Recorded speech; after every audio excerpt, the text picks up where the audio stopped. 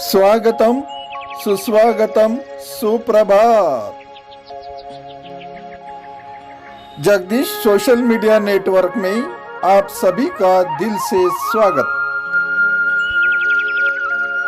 प्रतिदिन के अनुसार प्रस्तुत करते हैं स्वामी वासुदेवानंद जी सरस्वती इनके अमृतमय वाणी द्वारा विष्णु सहस्त्र नाम ज्ञान यज्ञ प्रवचन भाग क्रमांक 178। प्रथम नमन आपको। जय गुरुदेव। श्री विष्णु सहस्त्रनाम ज्ञान यज्ञ प्रवचन क्रमांक 178, श्लोक क्रमांक 30 और नाम क्रमांक 162। ओम त्र्यंबकं यजामहे सुगंधिं पुष्टिवर्धनम् उर्वारुकमिव बन्धनान् मृत्युर्मुक्षीयमामृतात्। समस्त जन कल्याण निरतं करुणामयं नमामि चिन्मयं देवं सद्गुरुं ब्रह्मविद्वरं शान्ताकारं भुजगशयनं पद्मनाभं सुरेशं विश्वाधारं गगनसदृशं मेघवर्णं शुभांगं लक्ष्मीकान्तं कमलनयनं योगिभिर्ध्यानगम्यं वन्दे विष्णुं भवभयहरं सर्वलोकैकनाथम्।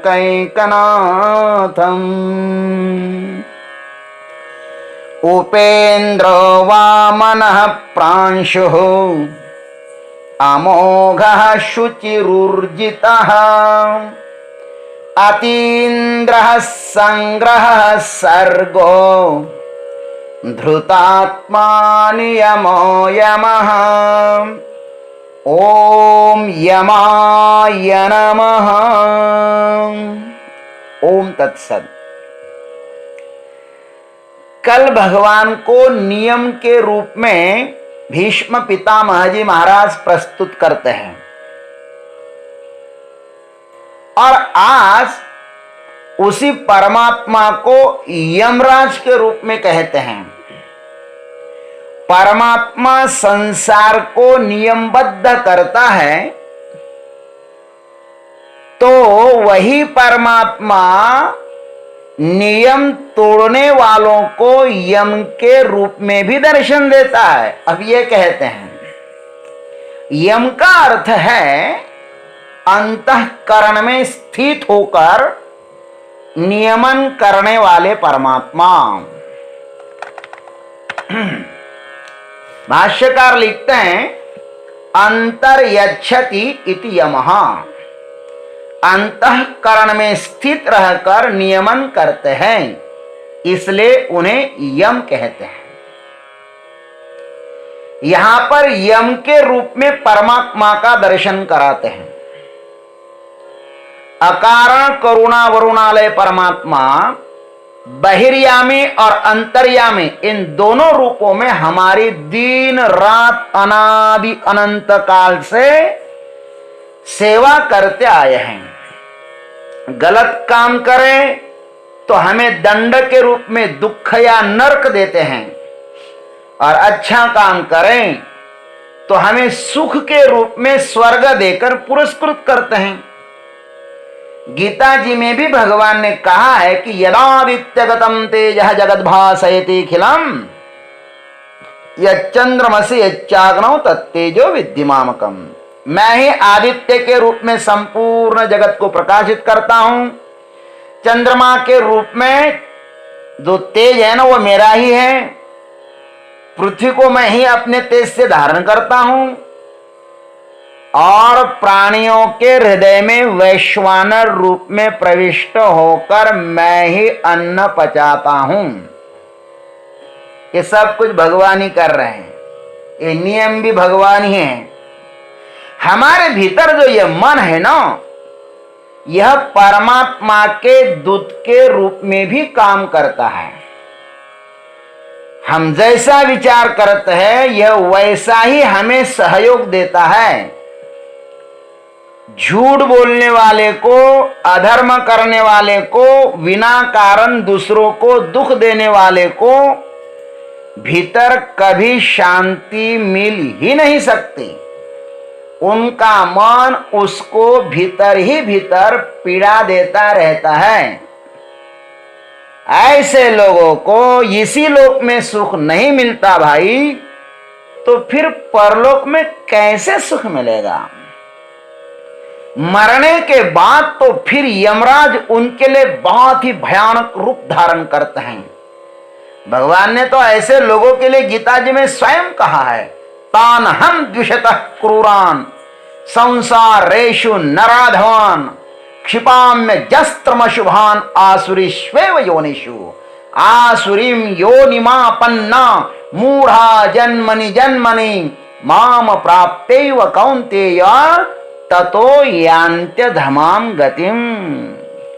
मैं उन द्वेष करने वाले, क्रूर स्वभाव वाले, पापाचारी नराधमों को संसार में आसुरी योनियों में, माने व्याघ्र सर्पादि हिंसक योनियों में ही बार बार डालता रहता हूं।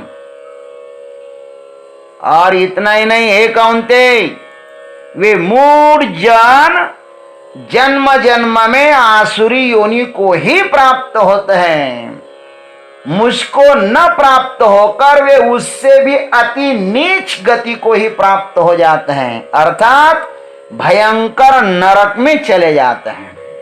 ऐसा भगवान कहते हैं भाई, नरक में जाते हैं। ये नरक क्या है भाई? नरक से आने वाले अथवा नरक में रहने वाले लोगों में ये 6 लक्षण स्पष्ट दिखाई देते हैं। कौन कौन से? अत्यंत कोपः, कटुका च वाणी, परेषु मैत्री, स्वजनेषु वैरम, नीचः प्रसंगः, कुलहीन सेवा, चिन्हानि देहे नरकस्थितानि।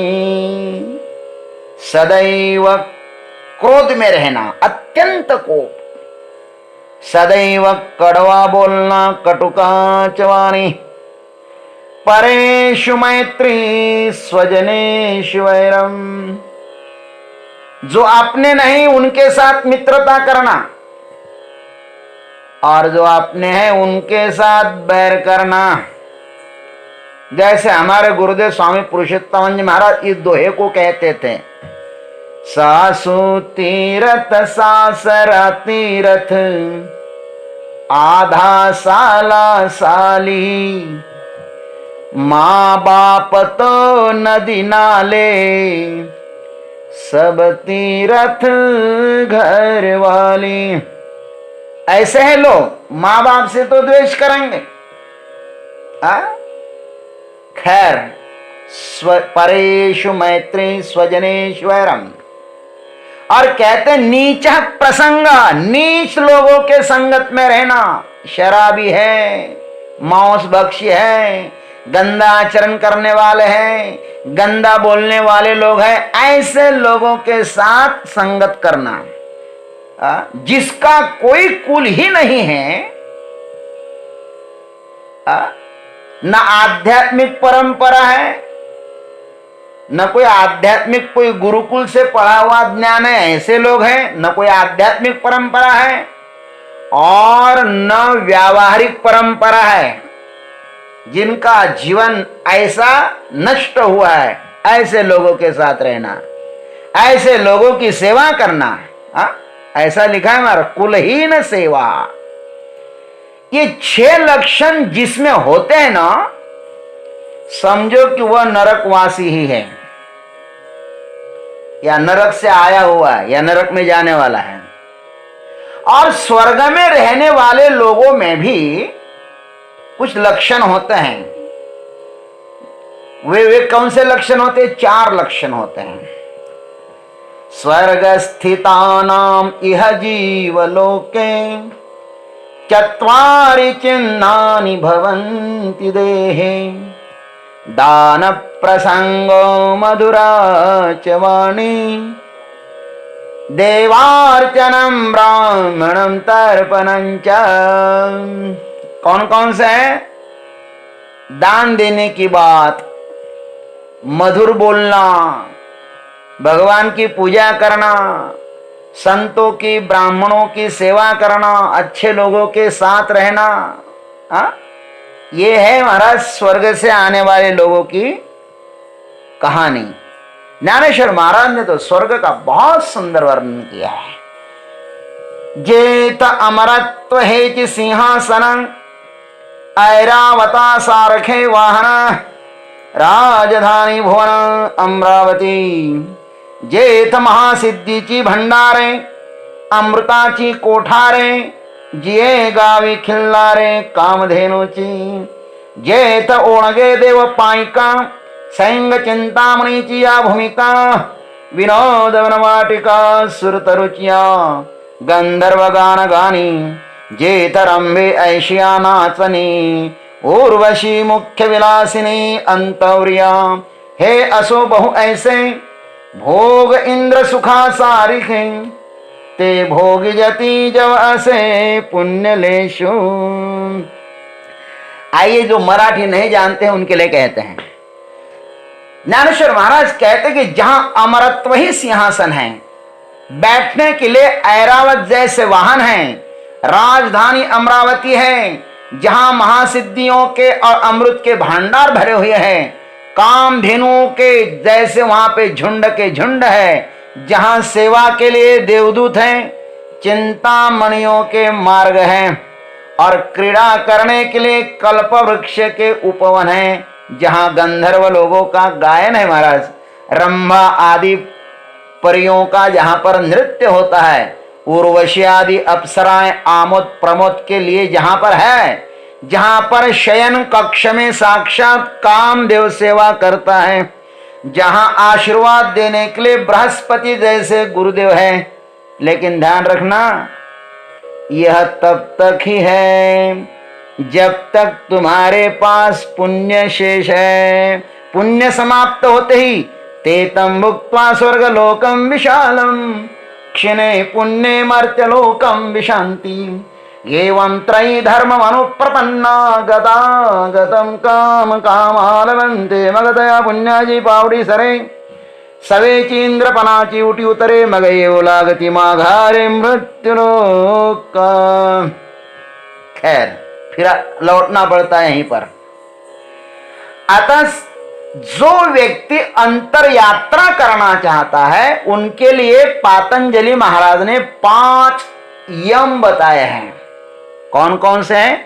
अहिंसा, सत्य, स्तेय, ब्रह्मचर्य, परिग्रह, यमः। साधन पाद में सूत्र है, अहिंसा, सत्य, अस्तेय, ब्रह्मचर्य और अपरिग्रह। इन 5 का आश्रय लेकर साधक को अपनी अंतर यात्रा करनी चाहिए। अरे भाई, अपने भीतर ही यमराज का दर्शन करो। यमराज अपने भीतर ही अंतर्यामी के रूप में बैठे हुए हैं, और हमारा एक एक क्षण वे गिन रहे हैं। घड़ी घड़ी काळ वाट याची पाहे, अजून किती आहे अवकाश। वो हमारी प्रतीक्षा कर रहा है, क्षण गिन रहा है, एक एक क्षण गिन रहा है। हम असावधान हैं, किंतु ये काल है ना, वो मात्र जागृत है, सावधान है। प्रारब्ध का निश्चित किया गया समय समाप्त होने पर ध्यान रखना, वह एक क्षण भी हमें नहीं देगा, और एक निमिष में ही हमारा अब तक का जो कुछ हमने धर्म से या अधर्म से इकट्ठा किया हुआ है ना, वह सब कुछ हमसे एक क्षण में छीन लेगा। हरति निमेषात् कालः सर्वम। इसलिए यमराज जी का आक्रमण होने से पहले ही कठोपनिषद के नचिकेता की तरह हमें काल का अर्थात यमराज का द्वार खटखटाना चाहिए। काल का द्वार खटखटाओगे तो महाकाल का साक्षात्कार होगा। काल ही महाकाल का साक्षात्कार कराता है। मार्कंडेय ऋषि को काल भगवान लेने के लिए आए तो उन्हें महाकाल का साक्षात्कार हुआ। गुरु की आज्ञा से नचिकेता यमलोक में यमराज के पास गए तो यमराज ने भी उन्हें अजर अमर बनाकर लौटा दिया। इसलिए हमें भी हर दिन ध्यान में प्रवेश कर ये यमराज रूपी महाकाल का साक्षात्कार करना चाहिए। हर दिन इस मंत्र का अनुसंधान करो।